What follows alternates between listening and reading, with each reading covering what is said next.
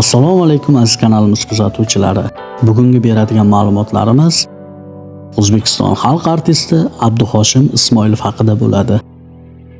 Kanalimizda yangi bo'lsangiz obuna bo'ling hamda bir dona like tugmasini bosib qo'ying.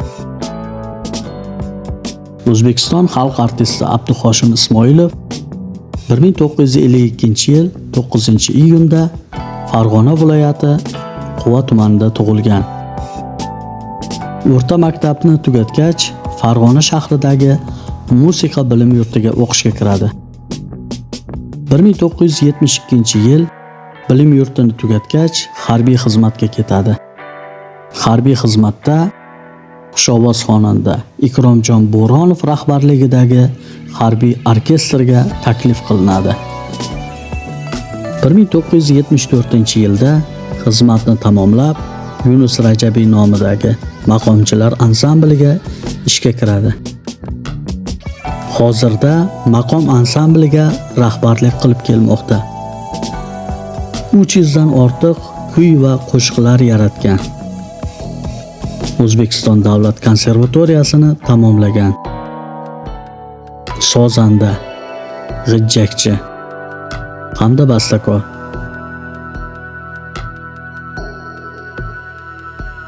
Bir 1974-1985 yillarda O'zbekiston teleradio kompaniyasining maqom ansamblida sozanda bo'lib ishlagan. 1985-1987 yillarda musiqa rahbari bo'lib ishlagan. 1987-1996 yillarda badiiy rahbar bo'lib ishlagan. Uning ijodidagi ko'plab qo'shiqlar xalqimiz ongiga singigan. Uning g'ijjakda chalgan Mayin, O'ynoqi kuylari juda mashhur. Ko'plab san'atkorlarga qo'shiqlar yaratib bergan. Chinakam san'at fidoyisi. 1983-yilda birinchi respublika tanlovi laureati bo'lgan. Abduhoshim Ismoilov bolalik paytini shunday eslaydi. Bobosi mohir sozanda bo'lgan. Bir kuni bobosining g'ijjagini bobosiga sezdirmay uyga olib keladi. Hamda oradan 2-3 kun o'tgach, bobosi izlab uyga keladi va onasidan so'raydi: "Mening g'ijjagim yo'q qizim.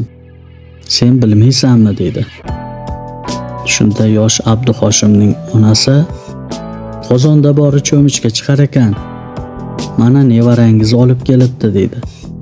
Va bobosi so'raydi: "Senga g'ijjak cholg'usi yoqdimi?" deb.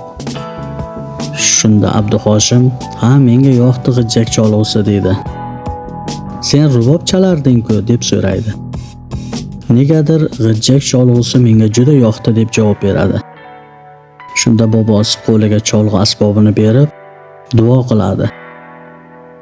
"Bolam, hech qachon nopok qo'ling bilan cholg'u asbobini ushlama hamda ijro qilma. Sababi bu sening noning" deya duo qiladi.